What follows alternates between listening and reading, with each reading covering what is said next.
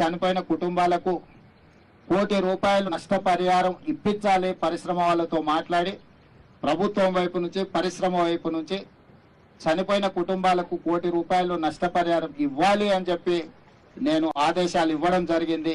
వాళ్ళకి కావాల్సింది ₹1 కోటి. శాతంతో ఏం పని మిత్రమా? చనిపోయిన కుటుంబాలకు ₹1 కోటి కావాలి, ₹1 కోటి వాళ్ళకు వస్తాయి. ధన్యవాదాలు. చచ్చిపోయిన వాళ్ళకు ₹1 కోటి ఇవ్వాలని దగ్గరుండి ఇప్పిస్తా అని మీరు చెప్తురు కానీ ఆ కంపెనీ వాళ్ళు మాత్రం ఎవ్వరు ఇంతవరకు సాడి సపోర్ట్ చేయాలి.